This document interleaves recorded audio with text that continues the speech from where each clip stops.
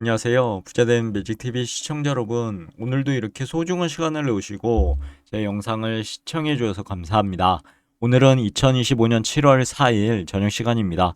오늘 나눌 주제는요. 인텔의 CPU 전쟁, 나스닥백과 TQ에 불을 붙이는 이유에 대해서 한번 제 생각을 정리해 보도록 하겠습니다.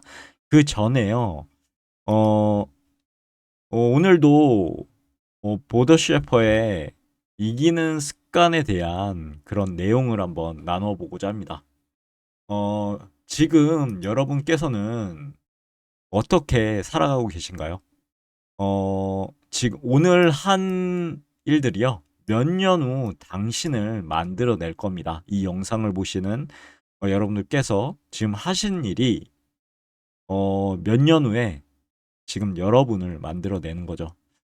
어, 몇 년 후에 당신을 찾아올 자신은 어떤 일을 하고 또 어떤 친구들과 함께 지낼 수 있을까요? 그리고 수준 높은 삶을 누릴까요? 충만한 삶을 사는 유쾌한 사람이 될까요? 답은 오늘 당신이 선택한 결정에 달려 있다고 보시면 될 것 같습니다. 마음에 들지 않는 삶을 계속 견뎌내는 것, 그것이 가장 큰 위험이라는 것이고요. 위너들은 말하죠. 위험하지 않는 삶을 지금 살고 있는가? 그렇다면 당신은 더 아래로 떨어질 수밖에 없는 바닥에 웅크려 있는 것이다. 라고 얘기를 합니다. 그리고 위너들의 공통점을 좀 살펴보니 결정은 신속하게 내리고 그 결정을 오랫동안 고수한다는 것이고 평범한 사람들은요. 이와 반대로 행동하죠. 결정을 내릴 때 오랫동안 망설이게 되고 그 결정을 쉽게 뒤엎기도 합니다. 위너들이 신속하게 결정을 할 수 있는 이유는 그럼 뭘까요? 아무런 결정을 내리지 않는 것보다도 차라리 나쁜 결정을 내리는 편이 인생에 도움이 된다는 사실을 위너들은 알고 있는 거죠. 투자의 관점에서 이 이야기를 한번 생각해 볼까요? 안전한 것, 그리고 그냥 보수하는 것, 결정도 아무것도 내리지 않고 투자해서 그렇게 된다면 똑같은 이런 오늘 말씀드렸던 가장 큰 위험이 될 수도 있을 겁니다. 그렇기 때문에 우리는 공부해야 되고요. 그리고 그 공부를 바탕으로 신속하게 결정을 내려야 되고 확신이 있을 때는 그 확신을 가지고 투자를 하셨으면 좋겠네요.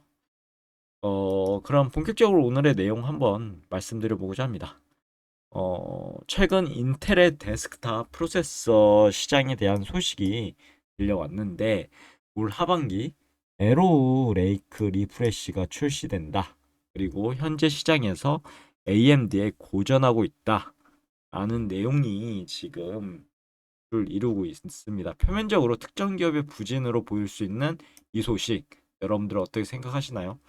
우리가 왜 기술주 중심의 나스닥백 지수에 주목해야 되고 그 세배 레버리지 상품인 위험한 TQ에 대해서도 관심을 가져야 되는가라는 게 바로 오늘의 내용과 오늘의 잠시 이렇게 말씀드렸던 내용과 어떻게 보면 통하지 않을까 합니다. TQ에 대해서 주봉 차트를 한번 볼게요. 2024년 12월 16일 최고점을 찍고 A, B, C 이렇게 조정을 받죠. 그리고 나서 좋은 양봉이 연이어 터집니다. 직전은 봉 다져먹는 양봉까지 나오고요. 그리고 갭을 만들었습니다. 이 갭을 메꾸고 올라갔으면 했는데 웬걸 그냥 올라가죠 지금.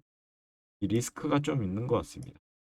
이렇게 되면 지금 내려오는 차트 올라가는 기울기 거의 유사하죠. 그렇게 되면 이 정고점을 양봉으로 뚫지 않는 이상 음봉이 낀 상태로 만약에 뚫게 되면 그것은 어떻게 보면 가짜 돌파가 됩니다. 그렇기 때문에 부정을 좀 받고 다시 이 갭을 메꾸러 내려올 수도 있거든요. 그래서 좀 더 지금 보수적으로 투자해야 되지 않을까 싶은데 역시나 지금 피어 앤 그리드 인덱스도 봤을 때 어제까지만 해도 그리드 탐욕 구간이었는데 지금 극도로 탐욕 구간까지 올라왔습니다. 그리고 RSI 봤을 때도 지금 슬금슬금 나 이제 과열이야 라고 지금 나타내고 있죠. 그래서 현재는 좀 더 보수적으로 EQ를 바라보는 게 어떨까 하는 게 제 생각입니다. 부진이 아닌 치열함의 증거라고 적어봤습니다. 어, 인텔은 전 세대 대비 성능, 상상폭이 미미했다는 평가도 받고 있고요. AMD에게 점유율을 조금씩 내주고 있는 상황인데, 어, 여러모로 지금 인텔에 어떻게 보면 위기가 되지 않을까요? 반면에 역으로 보면 AMD가 지금 혁신적인 그런 개발로 인해서 그리고 기술 패권을 향한 거인들의 전쟁 속에서 지금 순간순간 발전해 나가면서 인텔을 이겨 나가고 있다는 사실이 어떻게 보면 한 기업이 잠시 주춤하면요 경쟁사는 무섭게 치고 나오는 실정을 이렇게 보여준다고 보시면 될 것 같습니다. 뒤처진 기업은 생존을 위해 모든 것을 쏟아붓고 기술 혁신을 이뤄내야 하고요. 앞선 기업도 자만하지 말고 자신만의 강점으로서 경쟁사를 어떻게 보면 이겨내야 되겠죠. 인텔의 반격 그리고 AMD 질주 두 가지 측면으로 보면 좋을 것 같습니다. 이러한 치열한 경쟁은 결국 기술 발전의 가속화로 이어질 거고요. 인텔과 AMD 두 기업 중 누가 승자가 되든 관계없이 반도체 기술의 한계는 계속해서 돌파될 겁니다. 이는 나스닥백에 상장된 다른 모든 기술 기업들에게 새로운 성장의 토양을 제공할 거고요. AI 혁명 이제 시작일 뿐이지 않을까요? 어, 이번 인텔의 에로우 레이크 리프레쉬 핵심 중에 하나는 NPU입니다. NPU 3에서 4로 교체하는 건데요.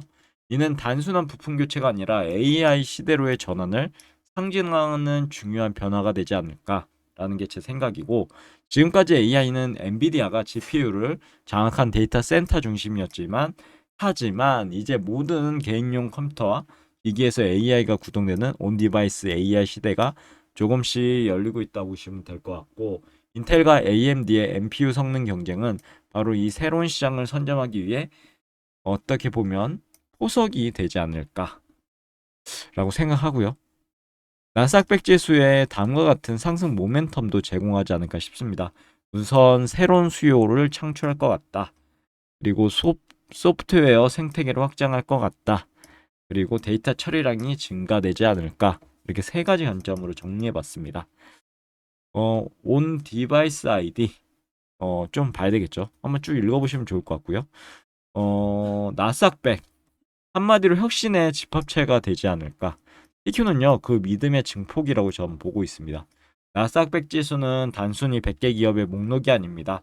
인텔, AMD, 엔비디아, TSMC, 마이크로소프트, 애플, 구글 등 세상을 바꾸는 혁신 기업들이 서로 경쟁하고 협력하며 만들어내는 거대한 기술 생태계 그 자체가 바로 나스닥백이다 저는 생각하고 있고 투자하고 있습니다.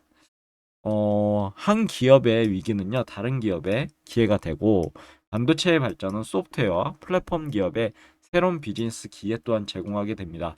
이들의 경쟁과 혁신은 결국 AI라는 거대한 물결을 만들어내며 지수 전체를 끌어올릴 것으로 보고 있고요. 이러한 이유로 나스닥백은 단기적인 등락은 있을 수 있습니다. 하지만 인류 기술 발전과 함께 장기적으로 우상향할 수밖에 없는 그런 구조로 가지지 않을까 생각하고요.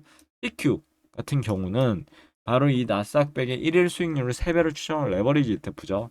그래서 기술 혁신에 대한 강력한 믿음을 가진 투자자에게 TQ는요. 나스닥백의 장기 우상향이라는 과실을 극대화할 수 있는 가장 강력한 도구 중에 하나가 될 겁니다. 물론 3배 레버리지는 변동성이 크다는 점 명심하셔야 되고요. 하락장에는요. 손실 역시 3배로 커질 수 있다는 점 항상 머릿속에 넣어두셔야 됩니다. 하지만 인텔과 AMD가 벌이는 치열한 전쟁, 그리고 그들이 열어갈 AI 시대의 미래를 본다면 단기적인 변동성은 위대한 혁신의 파도에 동참하기 위해 치러야 할 비용이 되지 않을까요? 그럼 오늘도 결론을 말씀드리고 마무리하고자 합니다. 결론적으로 인텔의 작은 프로세서의 소식은요, 거대한 기술 혁신의 파도를 알리는 신호탄이다. 라고 말씀드리고 싶고요. 이 파도는 결국 나스닥백이라는 배를 들어 올릴 것이고 TQ는 그 위에서 가장 역동적으로 항해하는 쾌속선으로 그렇게 묘사될 수 있을 것 같습니다. 그래서 저는 TQ에 투자하고 있는 거죠. 오늘 영상이 여기까지고요. 내일도 더 좋은 컨텐츠로 찾아뵐 수 있도록 열심히 노력해 보도록 하겠습니다. 감사합니다.